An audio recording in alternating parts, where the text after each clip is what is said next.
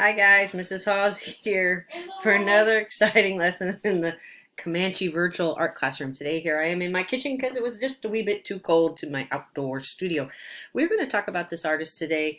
Let's see if I can get a real good picture for you. His name is Georges Seurat. And Georges Seurat was a French neo-impressionist painter who used nothing but dots.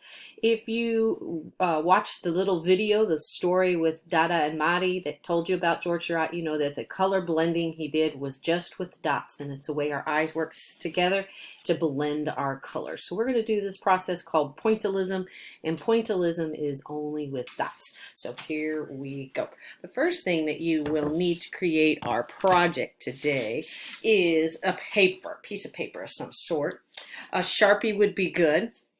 A Sharpie would be good. And then the rest of the materials is just what you have handy. I'm going to go over a whole bunch. You could use temper cakes if you happen to have your own temper cakes. Q-tips will work great if you happen to have those. Of course, some water if you're using paint. Watercolor paints would also work if you have watercolor paints. Food coloring. A little bit of food coloring in a bucket or a little tub would work well. And then markers would work great.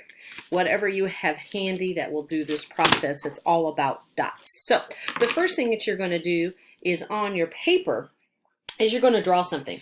And you'll notice on my Google site that I gave a Eiffel Tower example. That's great. You can go to Art for Kids Hub and see how to draw an Eiffel Tower, and then you could do the pointillism process, or you can just come up with something fun like I did here. So draw something. Here I drew a rainbow with a Sharpie. Here I drew a heart with the Sharpie. It's whatever you want to draw. And the pointillism technique is easy. Let me show you a couple of processes. If you use watercolor, all you need to do is with either a brush. I'm not sure. It'd have to be a really tight, small, tiny brush. A really, really tiny brush. See, this one here would not really work as a dot because it's got a rectangle in. So I think Q-tips would probably work good if you have that. And then all you have to do is get each one wet, and then you create dot by dot, dot, dot, dot. That would work well. Now watercolors are more transparent, so it's not going to be a real bright, vivid dot. So watercolors could work. Temper cakes could also work. So you would use your water, use some water and your temper cakes. Let's see how temper cakes work. And you just swirl into your temper cake. And that would also work. Dot, dot, dot. Temper cakes work a little bit better, right? So that's another technique that you could have. Temper cakes. Markers. I think probably markers would be what most of you have handy next to your house would be markers. And then you would just do the dots with your marker set.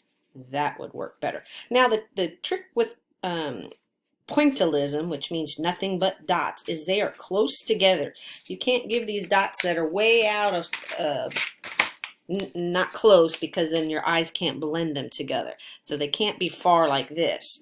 They have to be kind of really close together. So this is one of those really rainy day, really take time processes. This picture size here, if you don't want to take 90 years, make a small picture. But then the dots need to be close together. And that's what pointillism is, and that's what Georges Seurat did. He used blending of coloring with our eyes and the dotting technique called pointillism. I'm not going to finish it because I don't want to take too much of your time. You can see the example I posted on Google Sites. You can look up Georges Seurat and see what type of French art he did. But here you go. Go have fun being a pointillist artist. See you soon.